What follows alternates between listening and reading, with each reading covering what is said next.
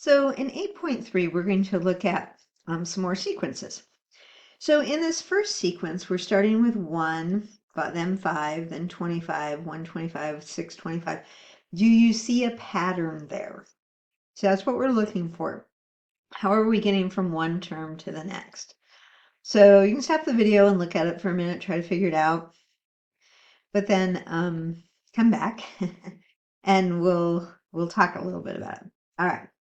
So if I take 1, how can I get it to be a 5? And if I take 5, how can I get that to be 25?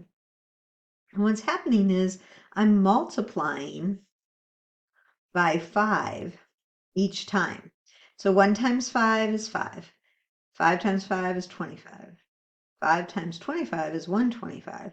5 times 125 is 625. So you might recognize that. So what we're doing, if we wanted to write it as a recursive formula or recursion formula, we could say a sub n is equal to a sub n minus 1, the previous term, times 5. We probably would write that 5 a sub n minus 1. We also have to put in the stipulation that a sub 1 is equal to 1. So you have to know where you're starting, and that n has to be greater than or equal to 2. So it only starts for the second term. Okay, they give you the first term, and then we're multiplying by 5 each time. Now, are there other ways to write this particular sequence? Yes, but we're not going to talk about that. Okay, let's look at the next one. We're starting with 4, then we're going to 8, then 16, then 32, then 64. Do you see the pattern? So we're multiplying by 2 each time. But this time we're starting at 4. So again, we can write a recursion formula. Let me write it a little bit different this time. So a sub 1 is 4. That's the starting point. This will be for n is greater than or equal to 2. And we're saying a sub n is the previous term times 2. Okay, so I squeezed that 2 in there. All right, 2 times the previous term, right? So 2 times 4 is 8, 2 times 8 is 16, 2 times 16 is 32, 2 times 32 is 64. Okay, let's look at the next one. So we're starting at 6, and then we're going to negative 12, then 24, then negative 48, then 96. Hopefully you're seeing a pattern. If not, stop the video and look and see if you can find the pattern. Okay, then come back. And we're starting at 6 this time. Again, we're going to say n is greater than or equal to 2 because we're writing it as a recursion formula. But this time we're saying to get the next term, we're multiplying by negative 2 times a sub n minus 1. Notice that it's going positive, then negative, then positive, then negative, then positive, and so on. Now, does that work? Negative 2 times 6, does that give me negative 12? Negative 12 times negative 2, does that give me 24? 24 times negative 2, does that get me negative 48? And negative 48 times 2, does that get me 96? And it does. Okay. Now, this last one, we're starting at 9. Then we're going to negative 3, then 1, then negative 1/3, then 1/9. Okay, so a couple things going on here. First of all, you're starting with 9.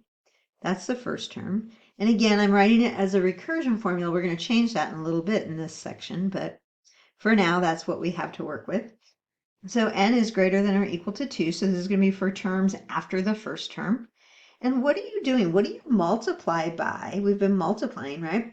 What do we multiply n by, or 9 by, to get negative 3?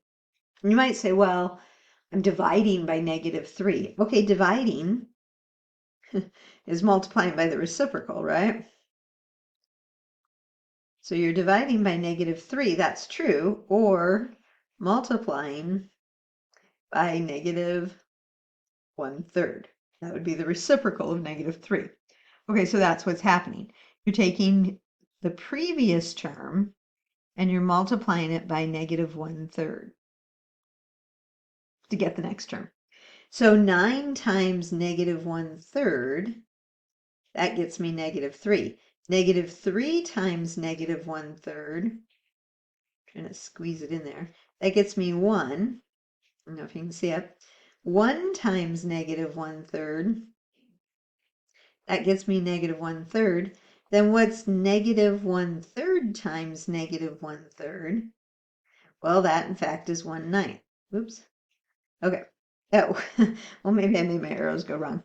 So hopefully you're seeing the pattern here. These are all geometric sequences.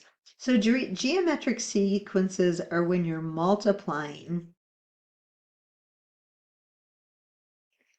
by a common ratio. Okay, so it's called a ratio to get the next term.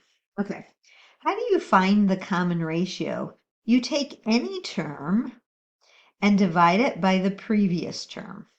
And that will give you what we call R, the common ratio.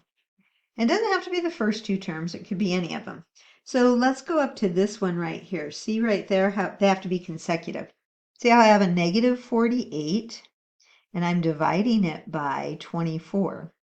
And what does that equal? Negative 2. So if you go back, we looked at that negative 2 as the common ratio. Okay? That's what we were multiplying by.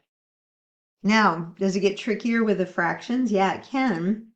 If I take these two and I say the common ratio is going to be 1/9 divided by negative 1/3. Well, how do we divide fractions? So you keep change flip.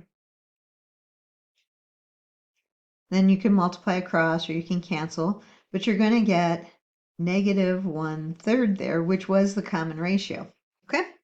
So you have in a geometric sequence, you're multiplying by something to get the next term. And what you're multiplying by is called a common ratio. So it's similar to an arithmetic sequence. In an arithmetic sequence, you're adding to get to the next term. But now we're multiplying to get to the next term. Okay, so we'll see some more examples.